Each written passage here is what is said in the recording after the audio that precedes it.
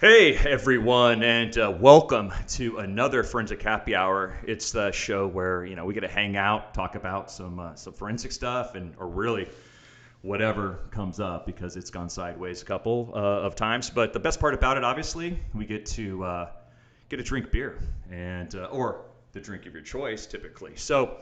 Really excited. We have Josh Brunty, and I think it's going to be a different perspective. Obviously, coming from with his background and with the university type of stuff. So we're going to, I think, have a really good time. So fantastic. So the first thing I want to do is say, hey, cheers, Josh. Very good to see Hey, you. Thank you okay. very much. All right.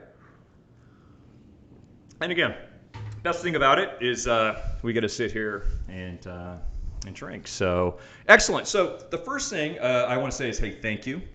It's great having you on the show. But before we kind of get into question and answers and me making things up, give everyone a feel of really who's Josh. Wow. All right. So I'm obviously Josh Brunty. I'm an associate professor of digital forensics, DFIR, here at Marshall University in West Virginia. I grew up in southern West Virginia and I did my undergrad here at Marshall and came in the early 2000s back when digital forensics was really just kind of a law enforcement niche thing at that time. Had no intentions on studying digital forensics whatsoever.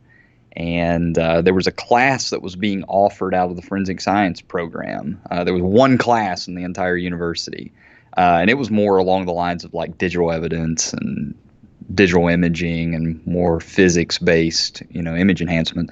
Took that, kind of fell in love with the field.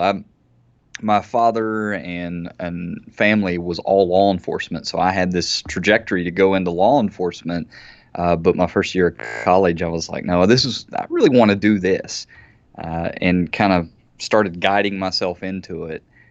And ran across some folks close to graduation that had this plan on building a laboratory with the West Virginia State Police, and teamed up with them. And when I graduated a few months, I think it was like 2004, 2005.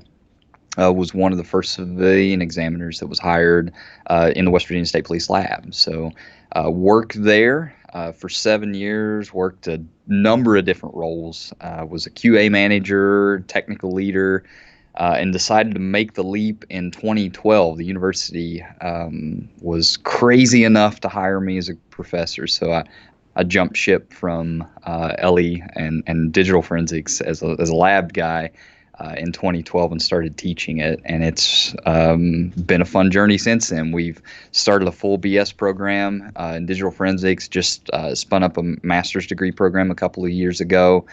We teach network forensics, mobile device forensics, foundational courses.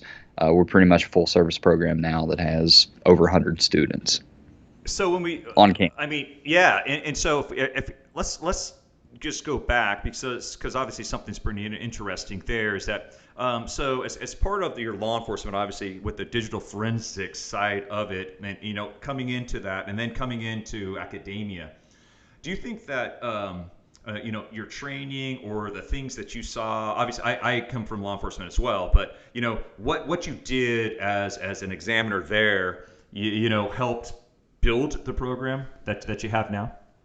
Oh yeah, no doubt. All of our professors, even the adjuncts we hire, that's one thing we wanted to make sure of is they have prior experience in this. And not knocking any other programs at all out there, but you're seeing a lot of programs that spring up, out of computer science or engineering, where you had this career professor that taught this one thing, being forced into teaching something else. And it's such an advantage for me, to have that experience. Even though that experience itself is starting to get stale, it's just the perspective of it. You Right. understand how the industry interacts. You know where to find water, basically. Right. You know the Right. people to go to. You know the tools that are out there, and I think that's a perspective to the students that's just invaluable. That they know that you've been in the shoes that they want to be in before, regardless if it's public or private, And I think it creates a respect factor, and it creates better graduates overall. In the overall grand scheme of things, I think you want to do it that way, and produce folks that are valuable to the field right out of the gate. Yeah, I think that's important, right? I really in any field, not just digital forensics. Again, my personal opinion is that the people have walked the walk, right? The people who have walked the walk are typically the best people that are training. Because they have experience to draw on, right? So that you're able to actually put something practical to either, here's the exercise, guys, do it. Okay, great. Well, what is this? I mean, why do I have to do that? I mean, you can do you think that, you can fill in that why based upon your experience? Yeah, absolutely. When you bring students into a university, you have the opportunity to put them in front of really, really intelligent professors and folks that know a lot more as a former practicing professional, to put them in courses on databases and cryptography and even foundational like calculus and math. Uh, it's really it's important to me that they have that foundational knowledge, because that's the purpose of the university, to teach them that foundation that they can build off of their whole career. Programming, regardless, you want to give them that curriculum. The thing you want to do differently with them is to put them in almost like a hybrid of training and academic foundation while they're as a student at the university, so they understand what the purpose of those foundational courses were for. And a lot of programs don't do that. They just turn them loose with all this foundational knowledge and they have to pick it up in the job.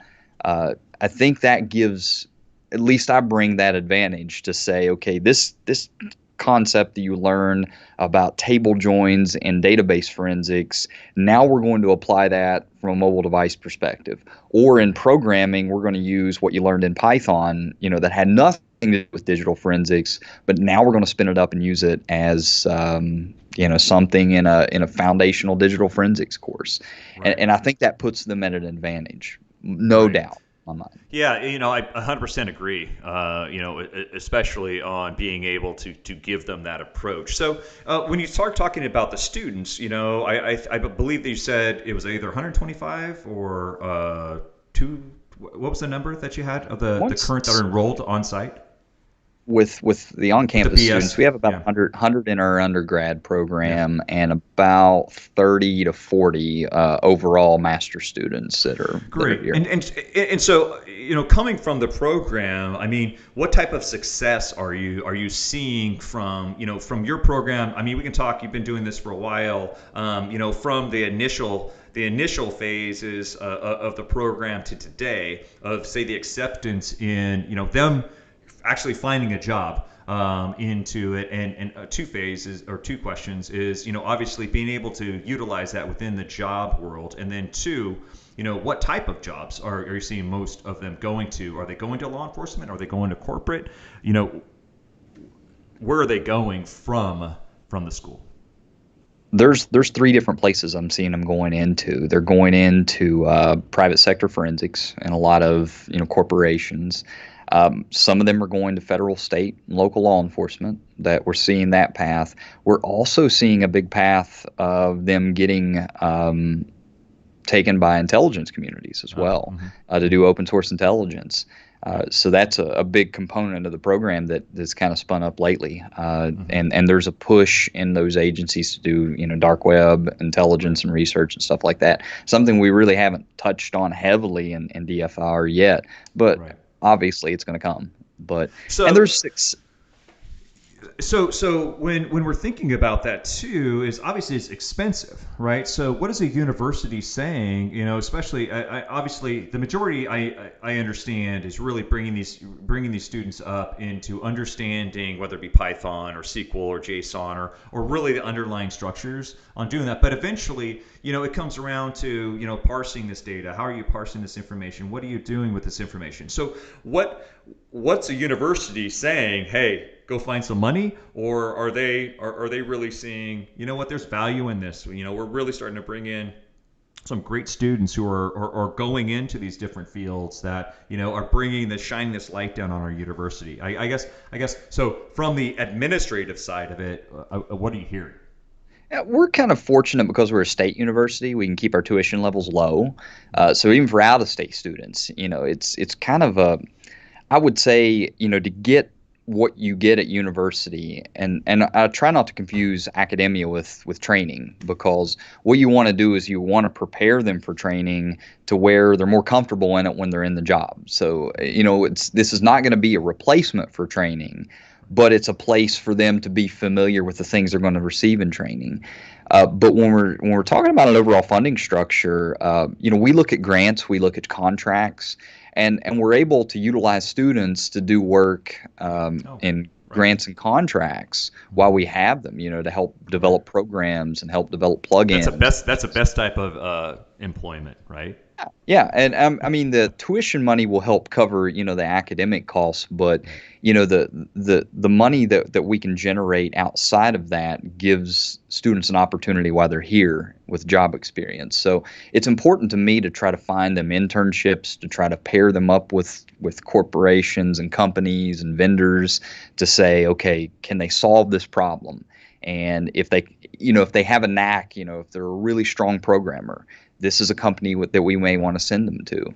And it's based upon the student as well. The student may have an interest in doing that kind of work, and ultimately it leads them with a good piece of knowledge they can put on their resume and then go out into the industry and be a rock star at some point. Right.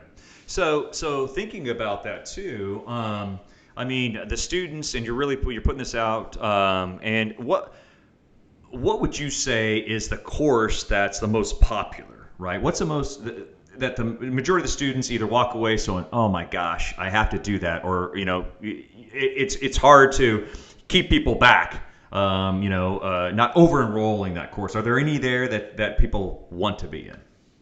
I just look by overall popularity and by the scores. Honestly, in our program, or at least the courses that I teach, I can't speak of other courses, but mobile device forensics has been an extremely popular place. Not everyone goes into it, but they kind of come into it thinking, okay, I'm just going to analyze this phone. And they leave Right. it thinking, okay, I have all of these devices, IoT, that I can go after. Right. Oh my Right. gosh, this Right. is this is really important stuff. And they're Right. taking that, even the ones that are choosing to take the InfoSec path are saying, okay, this phone can leverage this amount of evidence for me. And if this phone has been breached, I have the ability to go in and analyze the device now, or go in and look at databases that are Mhm. on that phone to see, if anything had been modified. So, Right. really, that seems to be the one that's kind of hard to. It fills up quickly, Mm-hmm. and it kind of goes per year, but that seems to be the course here, because that's kind of what we're known for, to be honest. Right. Right. We have a lab here on campus, and we produce people that have went out and worked in that industry. So Yeah. we're really kind of focused on that. Yeah, so talk about that. So the lab that's utilized there, is it a place where law enforcement can come, or to do the work, or is it a lab more like, think of, not necessarily an RCFL, but an RCFL, where you might have jurisdictions that are outside that might not have forensic guys that are able to come in and bring evidence to you guys to do that? Yeah, so the lab itself is actually ran by the West Virginia State Police. So it's on site here at Marshall, and the purpose of that, we have uniformed and civilian staff working in that laboratory, Mhm. every single day. Right. They're not Marshall employees, but they're working on campus, and the nice thing about that is that puts them in a position to be on a college campus. Uh, but more importantly, it gives them the ability to utilize students as much as they can. Obviously, we're not going to send a student in there and have them handling evidence, Right. but to be in an environment where they can research on a particular case. So if there's an encrypted application that they're up against that they can't get into, they can put the student on that and find a vendor tool potentially that might be able to take care of that. Mhm. Mhm. Uh, or if not, then they can manually find a way, into that device if they Right. can. So that puts them in a position, and the student in a position to be in a real working lab while they're here. Right. The only cost to the university is just putting that lab in a space, and So it's talk to that too. Is that obviously you have the space, you have the lab. I mean, that's phenomenal. Especially not just the PR side of it, but obviously you're assisting, with the law enforcement side of it. Students can actually see what's going on with that. But like you said, they might run into something that's just not necessarily supported. So do you have a research end, or that you now have your students that just dive into it? You now have they can segue into R&D type of things to really dive into, say, the latest, a 0-day app that comes out that on, say, a mobile device. Do you guys also get into that? Yeah, to a certain extent. Students are required to complete an independent research project as part of their program.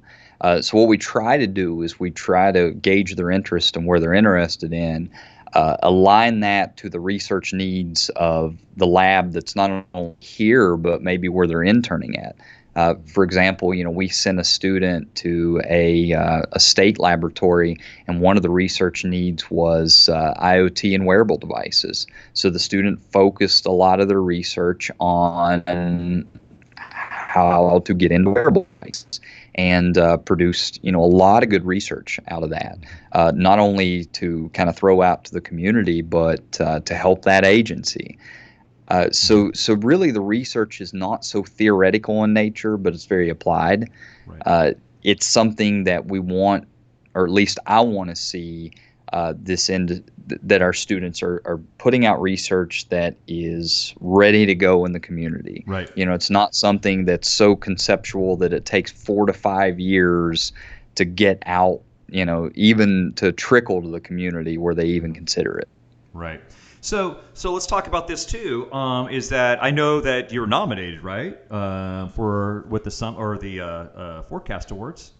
Yeah. Yeah, yeah. Yeah. So So tell the me about it. program, Tell me about that. yeah. So the program, well, they just gave out the awards a little bit ago. I just came over from there, but Marshall was nominated as the program of the year, and we also had one of our students that was nominated for 3 categories. The newcomer of the year, Nicole Odom was her name, was nominated for the newcomer of the year, the groundbreaking research of the year, and the article of the year. And she actually won the newcomer of the year. So Oh, congrats! That's it's a awesome. That's testament. fantastic. Yeah, it's just a testament out of, and that's just one student out of many, but it's a testament that not only are they putting out good articles and research, but they're also getting recognized by the community as a newcomer. So Right.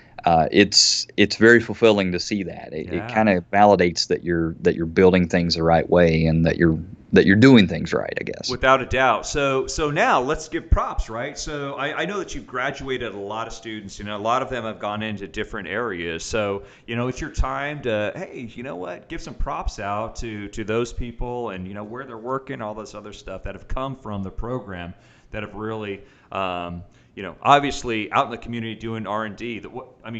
Throw out some names. Well, first one that comes to mind is the newest one, Nicole Odom, the newcomer of the year. Has really done a phenomenal amount of work in smartwatch forensics. There's a couple that just pop up in mind. Chris Vance being one of them. He worked in our laboratory at one time. Is over at Magnet, and came through Access Data. He started out as a student intern. Mm-hmm. So obviously he was one of our older students, believe it or not. So he's not so young anymore. I don't know exactly. So young anymore. People start talking Yeah. about that. Matt We don't Brewer get any comes to younger. mind. No, it makes me feel old. Matt Brewer over at Amazon, works for Amazon AWS, phenomenal talent. And Kathy Helenek, you're looking at Kathy Helenek, who is working over with Cindy Murphy, and is one of their directors over there now. And these are all folks, believe it or not, that are in their 20s. So, to see them kind of getting put into director roles in their 20s, I didn't think I'd see it for 10 years. So there's just so many talent. And that's just a few names that roll off that Exactly. we just had direct contact with. I mean, I could give you a 3-page list Right. of 3-letter agencies and companies that people Right. work for now that are just doing phenomenal work. Yeah. So. And in fact, Oh, go ahead. don't want to forget Preston Miller. Oh. Preston Miller was the Python forensics book. He was a Marshall graduate, so that was a few Outstanding. years back. So Right. No, and that's what again. Obviously kudos really to the program and really steering this. And to me, obviously the digital forensics stuff that's just what I we've done and from the snapping pictures and doing all of those as being kind of the forensic side of it to seeing the progression. And to me it's nice, it's really nice to see a lot of universities that are finally understanding that we probably better get people trained on this. And again, one of the things I love about your program is simply because it's kind of a practical approach rather than theoretical, right? So that you're not saying, hey, we believe, have you ever been involved in an investigation? No. In some in nothing specific, but some other programs that might just this is the program, but this is the stuff on paper where you're able to apply that. And this is just me talking again, and I think that's why you see a lot of success from your program and Marshall simply because of that, right? Being able to offer real life type of stuff. And this is what you probably remember back in the day, you're like going, seriously, calculus, or what, why, just teach me how to count cornhole, right? Just make sure that I can get, when I get 3 on the board, what does that mean in math? But being able to take, and now these are the forensic things. This is why you need to learn it, right? This is the database. This is why you need to learn it, because not all apps or whatever support it. You need to be able to go in and dive into that. And I think that's what you are bringing to that, because you understand, right? You understand those people that come into mobile devices that come from computer forensics that are like, I'm never going to do that my entire life because, one, there's so many unknowns, right? yeah. There's so many unknowns. And it takes, I think, people that are really kind of diving into it and want to live within those zeros and ones and that hex side of it that are going to be successful. What do you think? Yeah, well, you want them to fall in love with it early. And, that's something there was a professor of mine when I first started at the university. He was my grad school advisor. And he made the statement to me. He said, don't ever take the opportunity or miss the opportunity to have your students fall in love with what you fell in love with when you got into this field. And Great advice. when I put classes together, whether it be mobile device forensics or multimedia forensics or just a foundational digital forensics course, what are the fun things that I enjoyed about it? I can turn them loose reading a book and give them PowerPoints and exercises and turn them loose with that. They can do that outside of class. The fun things are, okay, let's walk into a mobile device course and root a phone today. How do we temporarily root a phone? What tools would you use to do that? Those are the fun things to me. Now, not every student's going to be sold on that, Right. but at least they're going to find that fun. And when I noticed that I started doing that rather than worried about, what content that I taught, you saw the students keep coming back. It's like they enjoyed coming to class. It was different than anything else they received. It was almost like going to a training course. When Right. you're in the industry and you're going to a training course and you're learning something new for the first time, it's so awesome. You can't stay away from it. You go back to your hotel room and want to go back the next day. Right. So I want the students to experience that because that kind of sells them to the field early. And if there's an aspect of that they really love, they'll stay in that lane and they'll continue to add value to this community. And you're starting to see that out of students now, Yeah. or at least the alumni that's coming out there, because we're about 7 years out of truly starting this program to be legitimate. So you're starting to see them bubble up and really start to add value to the field. Yeah, So, I mean, you're seeing the people that are coming out of the program that you hit the nail on the head, and I believe it too. Is that obviously you have your school time that you're learning, and you're kind of the training wheels, and you're starting to get it. But obviously it's not a replacement for say training that you might have.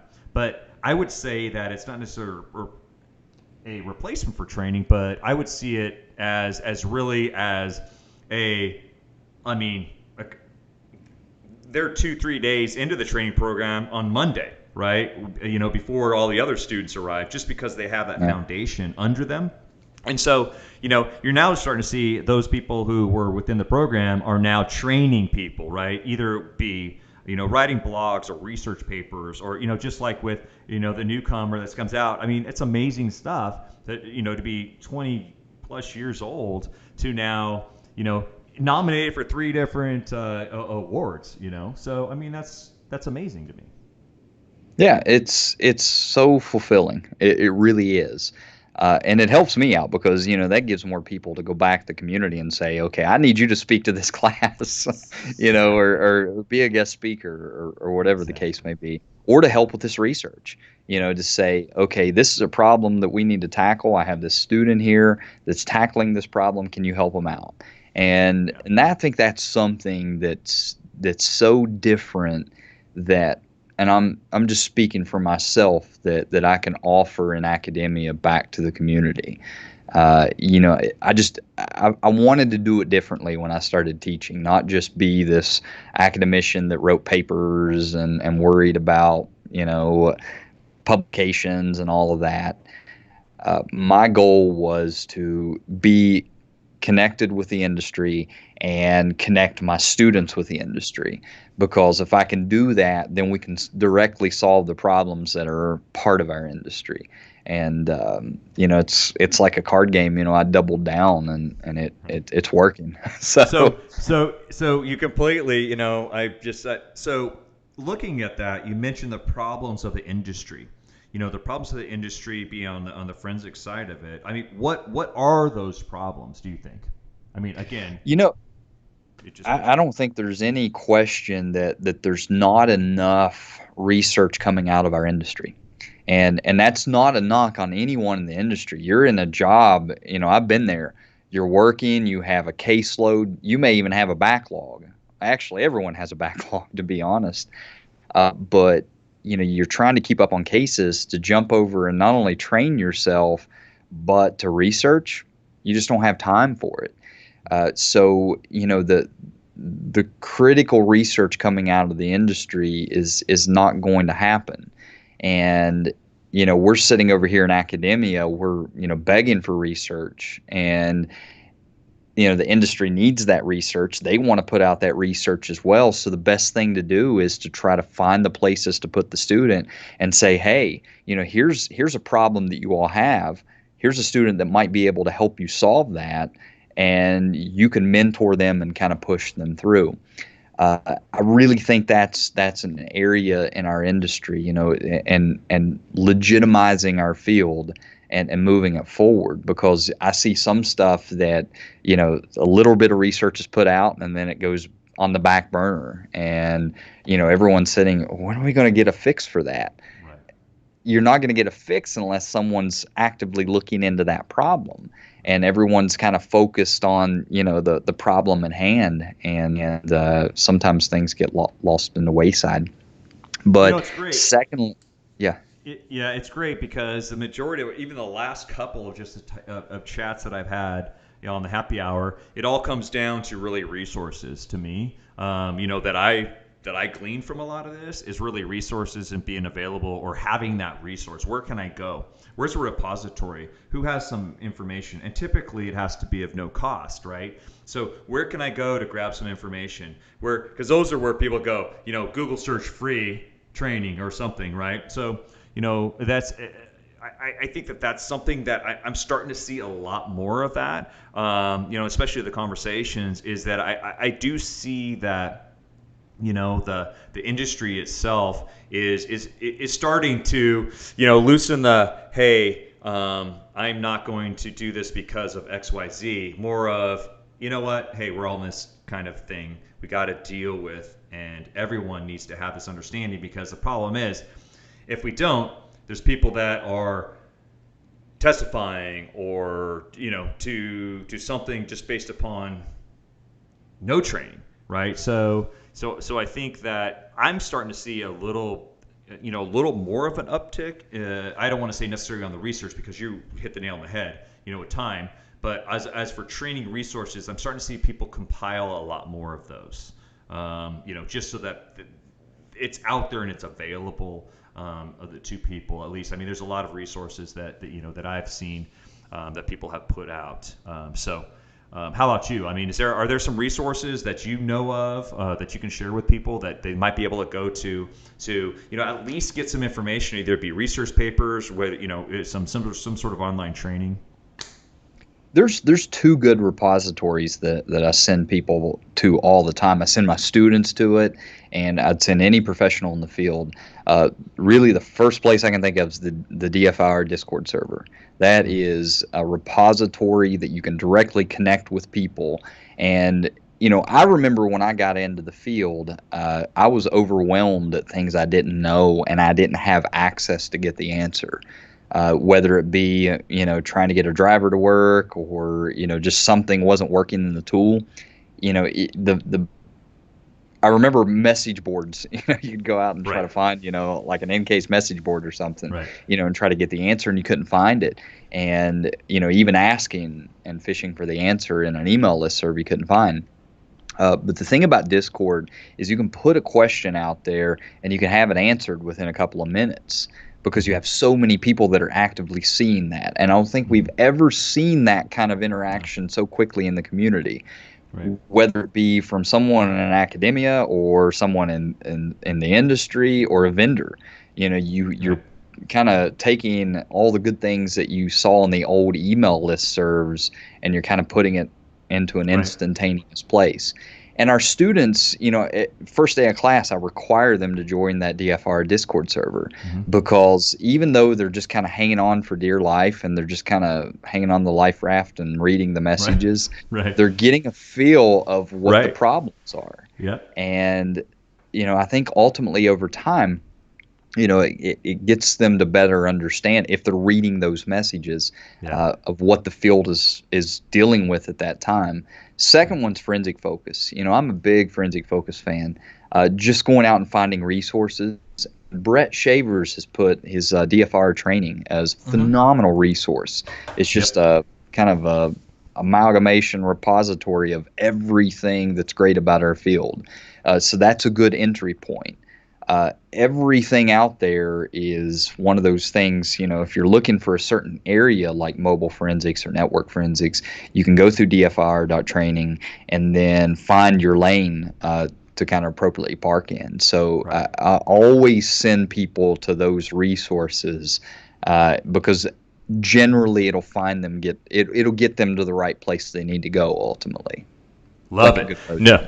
That's what it's all about, man. I've started my career kind of on the training side of it, and it's always still, and it will always be, obviously dear to my heart, because I will always get on that soapbox that training should be your foundation, and trying to understand that from it. So the last question I have, I always ask a question. So I know you say that you've been out of the game for a while, but tell me, what is the artifact? I mean, it could be computers, it could be whatever, a forensic artifact that you think that people have to look at? Oh gosh. See, I like to stump people all the time. You know what? I would say just the typical artifact. I'm going to break it out. I'm going to break it out into two. I'm going to do a computer, and I'm going to do a mobile phone. Got it. Mobile phone, your SMS databases. Got to go there first, because that's where all the juicy text messages are. You can't pass that up any case you're working, so always go to that SMS DB. Computers, don't forget your prefetch. Prefetch can really pull a lot of stuff, especially what they're running. So if you're working cases and you're missing that prefetch on a PC, you're not doing it right at all. So I think prefetch files, especially what you're seeing running is a big one. Love Close second, gosh, I don't know. I'd have to put some more thought in that. You caught me off guard on that one. No, hey, that's what I do. I always have to ask for the artifact, because everyone has like their favorite artifacts or something that's kind of a go-to that they're always going to look at first. Prefetch is really good on that. SMS, huge. It's funny. We're really focused on a lot of the third-party messengers, all those apps, which is you kind of should be. But you should never dismiss, especially, if you look at corporate investigations, different kind of law enforcement, all they care about are SMS, iMessage, MMS, that's it. It's pretty much, and there's a ton of stuff that people are utilizing, right? That's kind of their go-to. I don't want to say what age that is, but, typically, if I find myself, I have a lot of, SMS, MMS, iMessage type stuff. So that's where I'm at as well. Oh my gosh. Fantastic, Josh. This is, amazing. Yeah, and this is great. My beer is like almost done, so I'm going to say thank you. I'm going to take a last drink here. I'm drinking a West Virginia favorite here, Swilled Dog. I don't know if you see that or not. Oh, I can't got get it. past Swilled pretty Dog. bunch. Oh, fantastic. It's a cider that they brew here in West Virginia. There's all kinds of really cool flavors. So I'm representing my state. I love it. I love it. Cool. Hey, I'm going to have you on there again, man. I am so I can say I'm proud of you, man. That's awesome. I love the kind of the university getting those people, getting those kids. I could say that, right? I'm old. Really involved into digital forensics. It's amazing, and the program has produced some amazing people. So, hats off to you. Thank you. Oh, thank you. No, thanks for having me on. Thanks for recognizing, giving the opportunity to just put this program in the university in a platform is important to me. Because any opportunity you get to do that is a testament to how great our students are, and it's going uphill from here. So we're pushing out some really, really talented grads. So love it. Watch the trajectory here. It's phenomenal. And we just won a national championship in the Cyber League. So there's just some talent that's kind of lingering around the student level. That's going to be some really problem solvers in our field in a couple of years. Our field is in good shape. I cannot wait. In really, really good shape. Cannot wait. So again, man, the pleasure is mine. I do appreciate it. Oh, thanks a lot, Lee. We appreciate it. Cool. Amazing. That is. That's a great interview, I guess. Thinking about it and thinking about the young kids that come through that are now shaping the forensic community. Old guy conversation. And I'm just speaking for myself, of course. But there is. So make sure that you guys go check out the program. Especially if you want to get into the forensic world. And try to, and you're looking for, your education, trying to get in. There's some great programs, but also remember, if you're already in the mix, make sure that you're going and looking at some of those training repositories that you can keep up on. I guess if you want to say keep up with the Joneses. But again, fantastic. Thank you again to Josh for being a part of this. And next week we do have, I'm going to put some tweets out, but I believe Mr. Rob Lee will be showing up soon to tell us about the summit. So I'll just throw that out. But we have some other great guests coming up as well. So again, thank you guys for showing up, especially on Friday. Have a great week. It's safe to say this is not my first time with a girl like you. On the outside, you are so